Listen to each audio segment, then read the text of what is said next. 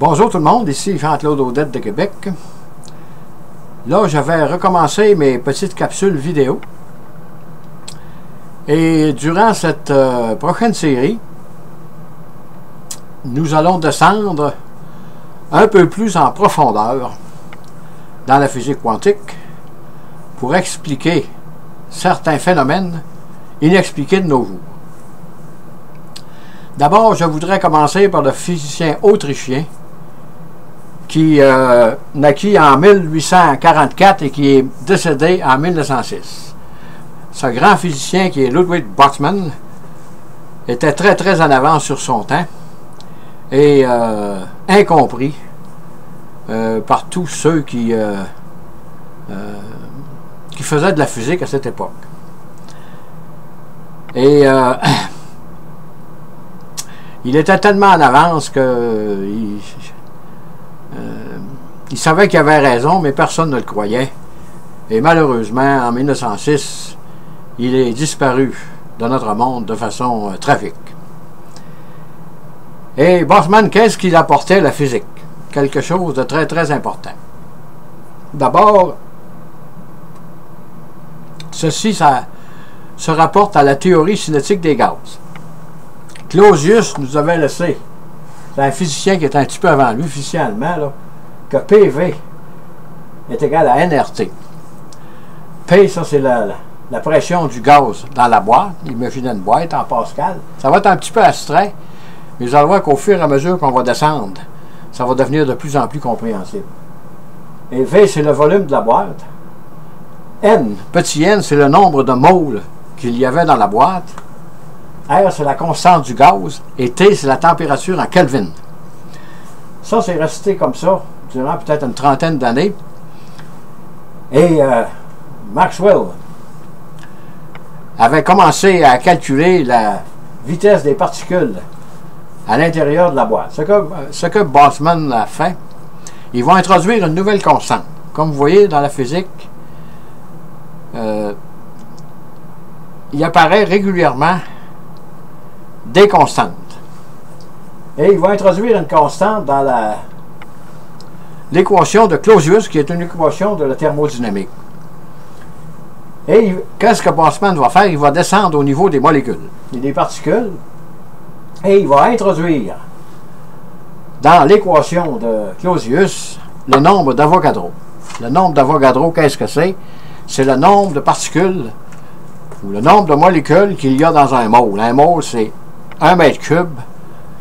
Nombre de molécules qu'il peut y avoir là-dedans, c'est très gros.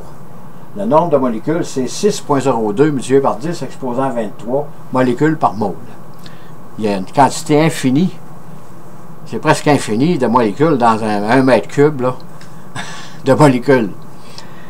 Et comme on le sait, quand on augmente la température dans un gaz, autrement dit, les molécules vont aller de plus en plus vite, mais dans toutes les directions, un peu partout. Ils vont se promener dans différentes directions. Et avec la constante de Boltzmann, il va descendre au niveau des molécules, qui va donner une énergie. On va sauter un peu sur les équations, là.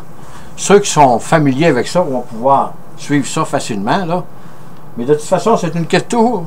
Quand on parle de la physique quantique, c'est toujours une question d'énergie.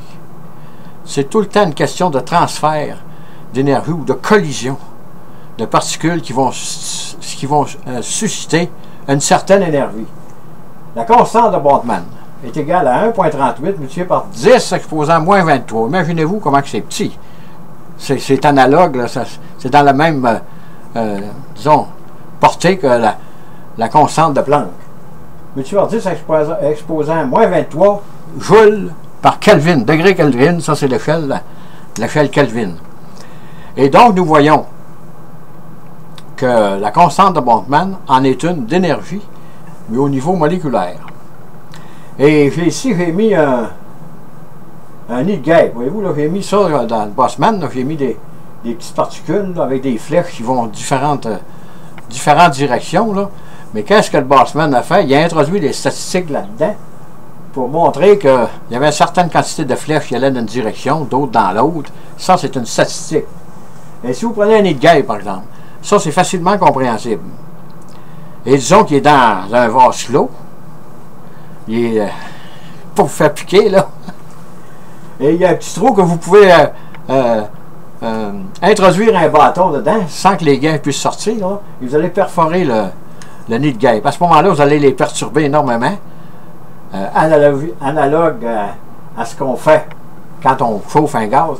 Ils vont sortir, puis là, ils vont se mettre à courir, à voler un peu dans tous les sens, là, en beaucoup plus grand nombre. Ils vont aller de plus en plus vite à l'intérieur de la boîte. C'est la même chose qui se passe avec un gaz. Et ça, c'est... Qu'est-ce que ça veut dire? Ça veut dire que les particules dans la boîte de Boltzmann vont être animées de plus d'énergie cinétique. Et ici, les guêpes en volant de plus en plus rapidement vont posséder de plus en plus d'énergie cinétique. Et s'ils vous frappent la main, mettons qu'ils ne piquent pas, s'ils vous frappent la main, plus ils vont aller vite, plus vous allez sentir qu'une guêpe vous a frappé. Et si elle va trop vite, ben elle va s'assommer, elle va tomber dans le fond de la boîte. Et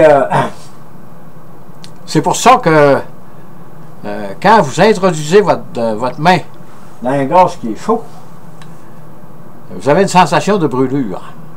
Pourquoi? C'est parce que l'énergie cinétique des molécules du gaz sont tellement rapides, possèdent tellement d'énergie cinétique, que vous allez sentir un effet de brûlure parce que vous dérangez les molécules de votre corps.